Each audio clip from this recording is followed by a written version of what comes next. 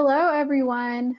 This is Catherine, and I see that we have some people who have arrived. I'm just going to give everyone a few more minutes. We'll start around 2 o'clock, and we'll just give everyone an extra couple minutes to join and get settled. So hang tight, and we'll talk soon.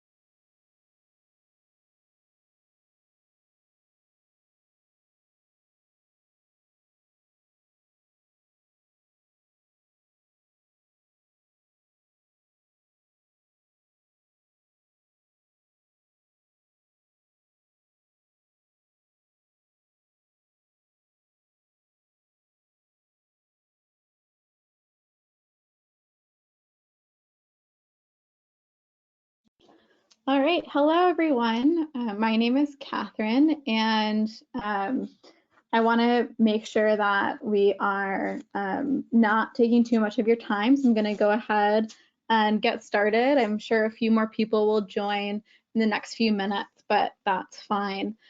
So welcome to our second Kognito virtual office hours. So this series is designed to cover different topics that are top of mind for educators and healthcare professionals right now, and also to provide an opportunity for clients, for educators, for staff to ask questions, share experiences, and have a dialogue with us. So I will go through some information along with Dr. Glenn Albright, who's also on the call, and we'll talk through some things, but then we'll have some time at the end for you all to participate as well. So all of you who are joined on the call today are muted, but there is a chat box, and if you have a question, if you have a comment, you can just type in the chat box, and my wonderful colleague Kathleen, I believe, is on the line and is also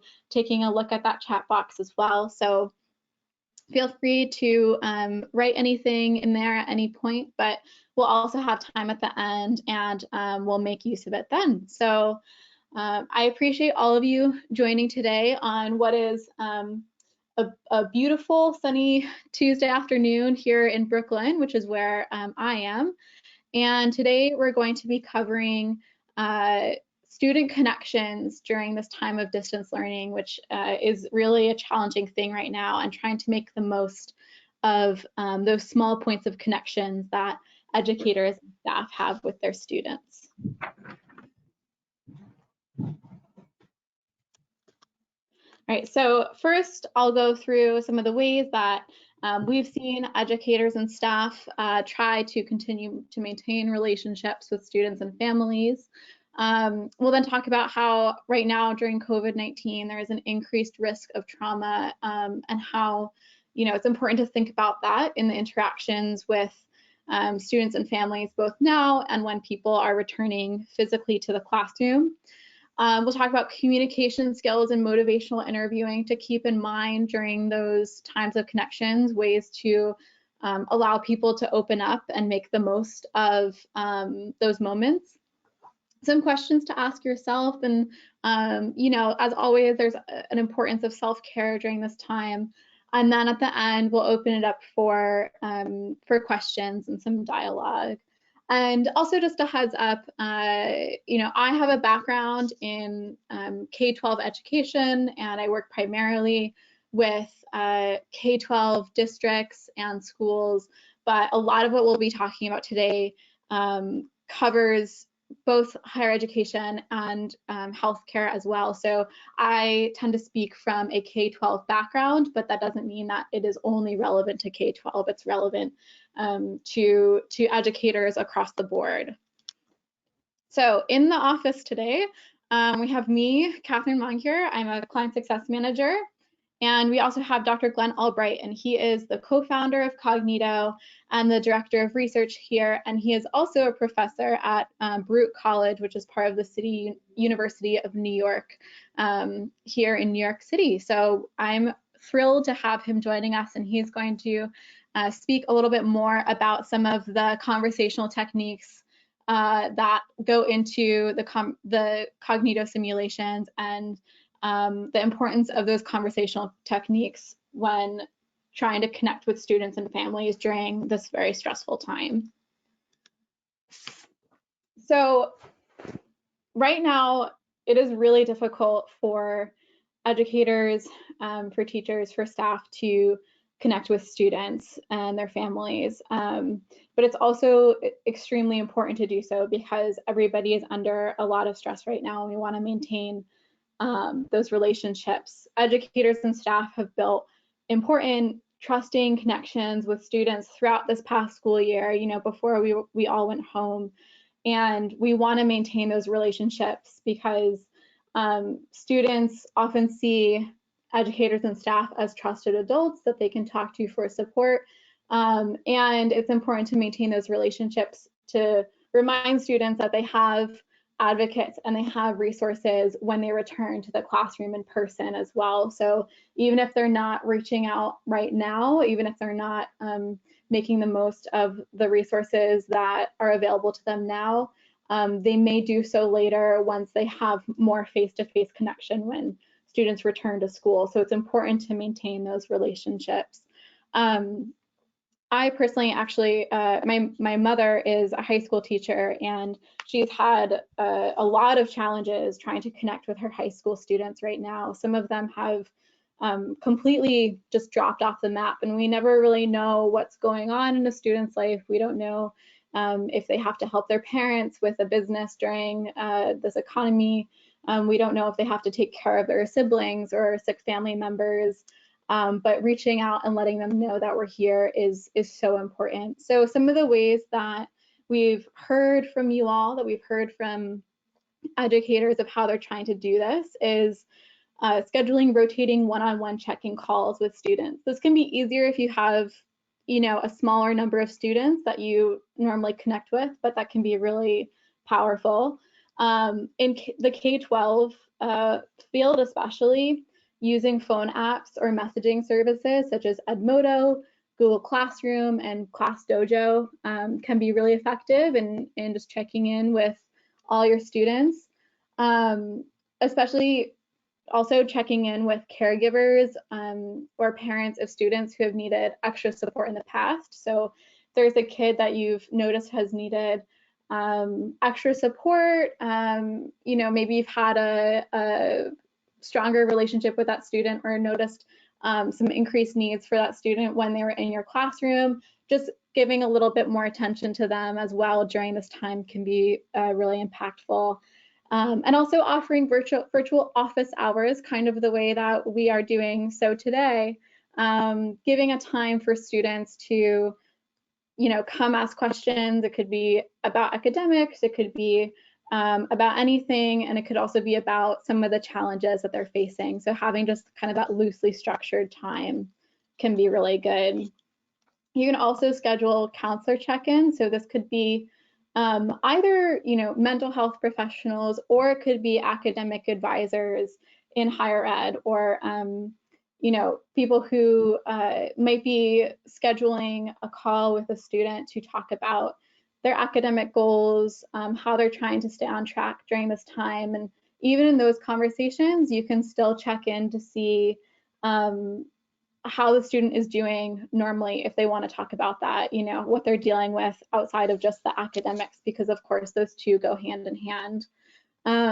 It's also so important to keep an eye out for extra support needs among staff and peers. Educators and staff are not getting the normal face-to-face small interactions that they would get with their colleagues. So sending an email, sending a message, picking up the phone, and calling a colleague can be really helpful during this time.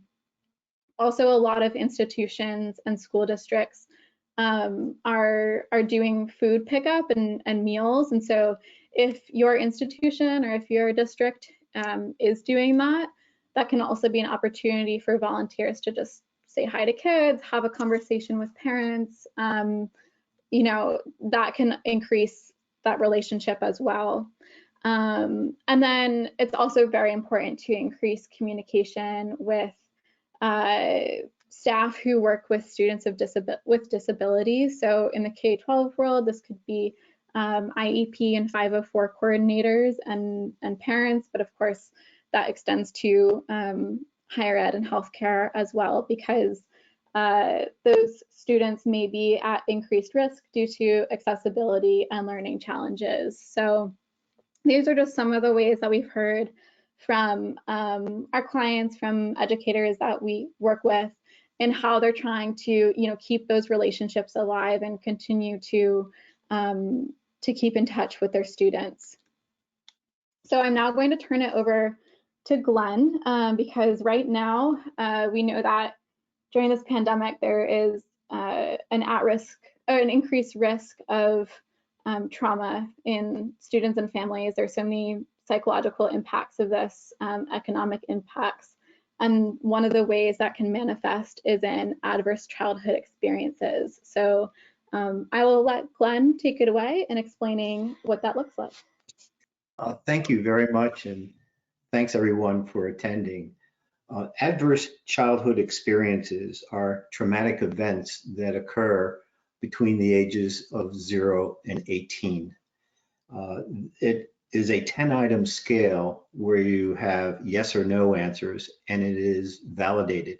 There's been hundreds of studies where ACE scores have been related to mental and physical health outcomes.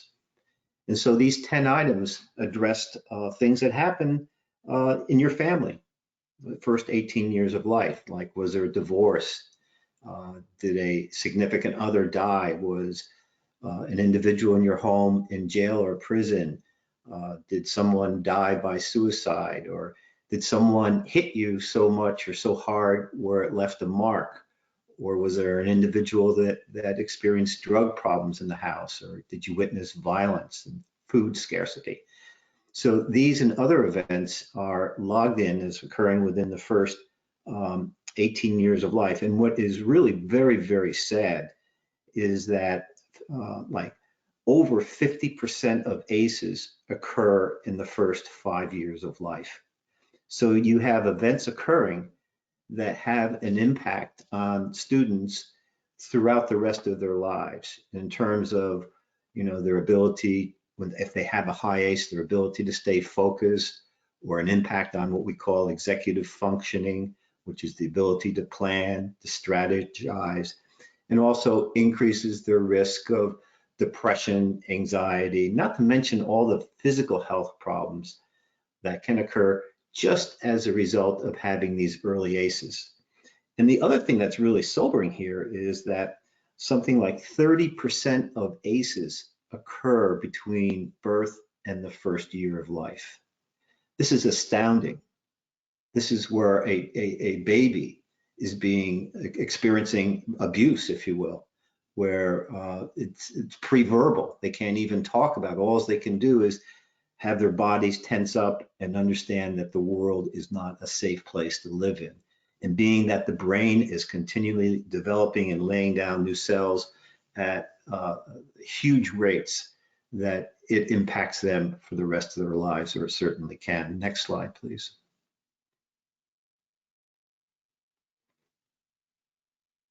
So if you have a student who's had experienced ACEs, and they're pretty common. I mean, 30% of the population has experienced 2 or more ACEs, and something like 15 to 20% 4 or more, which puts them at high risk for problems to be experienced in school. So these students need help, and that type of help has to come most likely from someone who cares about them and sees them on a regular basis and can tell that they're struggling in the classroom. So one of the ways in which we can determine if a student is really has experienced trauma, or the impact of that trauma is being enacted out in the classroom, is to talk to them using what is referred to as motivational interviewing skills. Motivational interviewing is an evidence-based series of ways of talking to people that allows them to feel safe, that develops a relationship with you where they trust you, they feel they can open up with you, and they can actually begin to share that, yeah, I am struggling. Yeah, my home is unsafe. I can't seem to study. I can't seem to focus. Yeah, both my parents aren't working, and it's resulting in them arguing, and I almost thought that they were going to hit each other. And we know, by the way, on the side, that COVID-19 has increased the amount of spousal abuse, the sense of safety in the household, and its impact on mental health because of the isolation, and that lack of safety is significant. Next slide, please. So these are very kind of common sense motivational interviewing strategies. And they include, like, when you're talking with a student, or it could be with a spouse or a friend or anybody for that matter, but we're talking about students here, to ask open-ended questions. And this is as opposed to questions that just require a yes or no. Like, for example, are you feeling okay today? Yes, I am. Well, that doesn't really allow the individual to open up. So these open-ended questions, things like, what's going on, or tell me what's happening, or I notice that you haven't been attending classes lately. What's going on? Or how can I help you? Just open-ended so they can begin to tell you their story.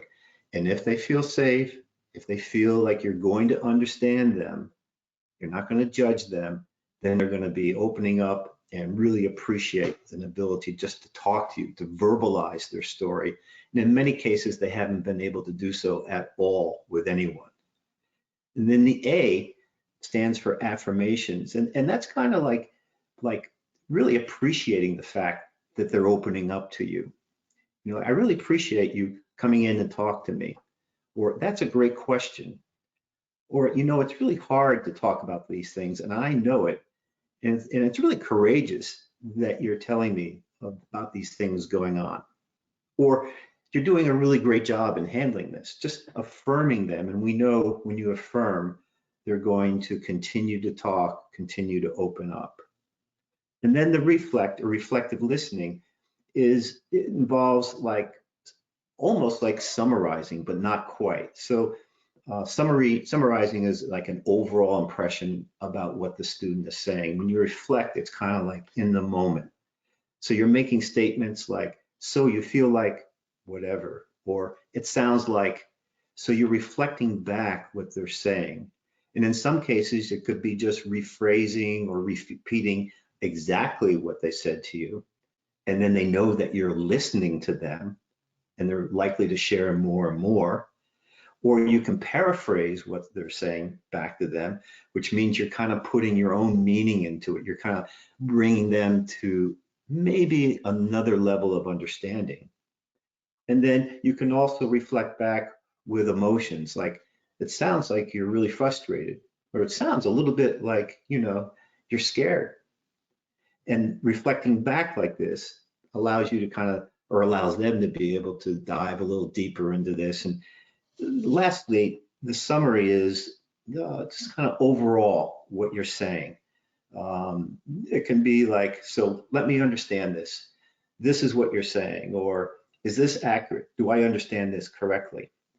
And by communicating with students with these ors, you can reach an understanding of the situation, and you will know how you can help that student, whether it's to send them to counseling or other support services. It'll become very clear to you, and it's an exceptional strategy. MI is involved in the simulations that we use, along with emotional regulation, along with demonstrating empathy with the students, and then along with mentalizing. Mentalizing is kind of like understanding that the student, has their own thoughts, their own feelings, and you respect that. You don't take a stand on it in terms of the judgment. So a combination of all these factors creates a safe, understanding environment.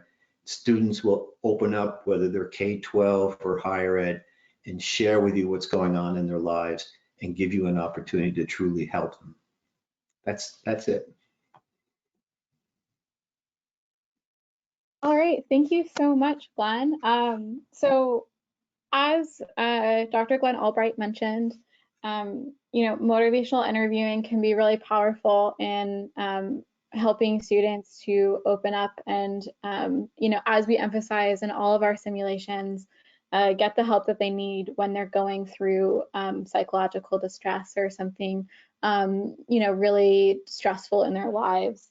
And so these skills, motivational interviewing, and these kinds of conversational skills, ORs, they're covered in all of our simulations. We're a huge fan of motivational interviewing here at Kognito. And so those are valuable skills that you can learn and apply to any of your conversations during COVID-19 when you're connecting with students and families and colleagues, or even just family members, the people that you are quarantined with in your house. But as mentioned before, we know that right now students and families are at increased risk of trauma, both because of the psychological impacts of being in a global pandemic and the economic consequences of this. And also because students who may have had school as a safe and stable place to go to every day, no longer have that in their lives. And so some of those adverse childhood experiences, the risk of those occurring can increase during this time as well. We also anticipate an influx of mental health needs as students return to the classroom in person, because those who might have been harder to reach during this time, might have been silent, might be coming back to school and needing those resources once they see the in-person trusted adults that they normally had been seeing on a daily basis. So as I mentioned before, it's really important to maintain those relationships built over the past year. And for those clients who do have our trauma-informed practices for K-12 schools, this is a K-12 specific simulation. It covers adverse childhood experiences. It covers how to recognize what the impact of going through trauma might have on a student's behavior. And for those clients who have it right now is really probably the best time to use it, because having teachers equipped to recognize trauma both now and when we return to the classroom is so important. And this is a simulation that we created in collaboration with UNICEF and Mental Health America after Hurricane Harvey, and it can really be important in helping communities recover. So for any clients who do have access to the simulation, especially if you have more than one simulation, this is one that we're really trying to prioritize at the moment. So as you're going through this process, as you're thinking about the ways that you talk to students or the ways that your colleagues might be connecting with students or administrators or families, there are some questions that you can ask yourself. So what community resources have been identified in my district or institution? So this could be academic resources, health resources, social resources, and how are those resources being communicated to families and students? In what ways can I communicate those resources to my students and families? And then, of course, this last question is so important. How am I taking care of my own mental health, and what resources are available to me? Of course, you know, we all know that saying that you have to put your oxygen mask on first before you can help someone else, and that is really important right now. So I think a lot of educators are really good at paying attention to other people's needs, you know, trying to take care of others, but you really will be able to help your community the most if you are helping yourself first. And of course, you know, we don't expect professors, we don't expect, you know, K-12 teachers to be mental health professionals, but they can still be that important connection in being a trusted adult for someone and connecting someone who needs further resources to help. So before we get to our final section with Q&A, I just want to plug a couple upcoming webinars we have. This week is a really webinar heavy week for Kognito. So tomorrow we have a webinar for our trauma simulation that will cover a recent white paper that Kognito published called "Are Teachers and Staff Ready to Apply Trauma-Informed Practices?" And it will cover survey data from our trauma simulation. Then on Thursday, we have a higher education simulation on virtual student orientation, because a lot of higher education institutions have already announced that they will be doing remote fall semesters. So it will cover, you know, what that might look like for higher education institutions. And then next Tuesday, May 19th, we have a webinar in our COVID-19 series on returning back to the classroom and what that transition might look like for K-12 districts and schools. And if you want to register for any of these, you can go to kognito.com and click on resources.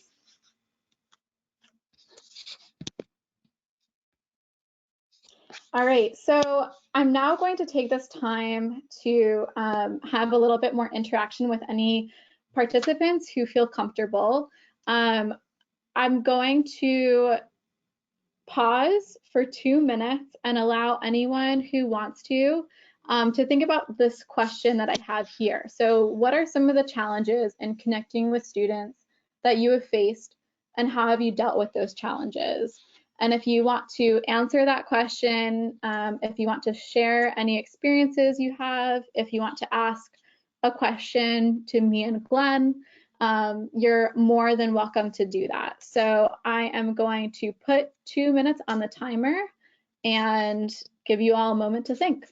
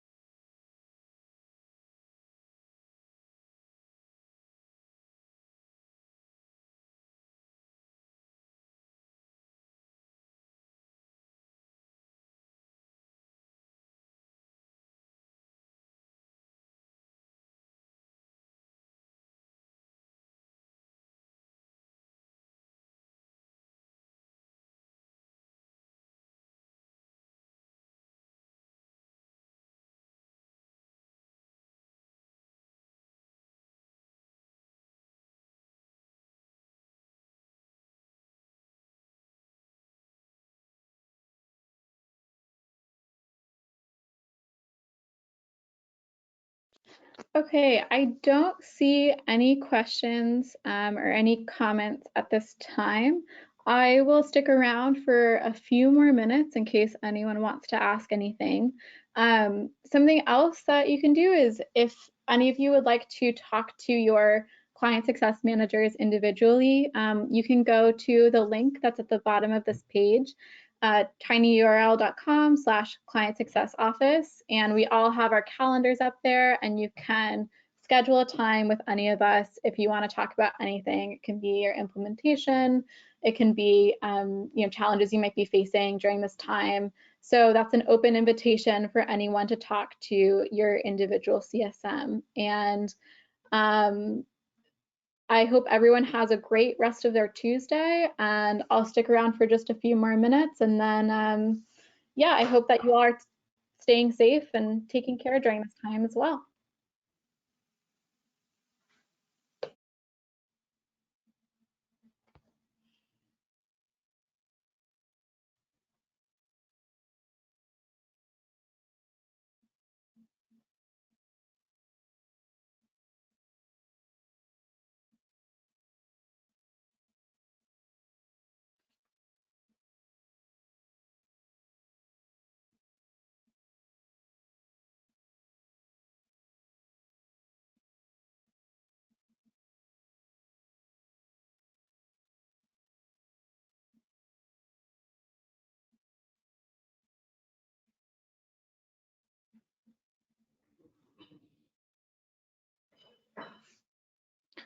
All right, since we're not getting any questions, I'm going to go ahead and end the call. But as I mentioned before, please always feel free to reach out to us whenever you have questions or need help. And yeah, I hope you all have a great rest of your day.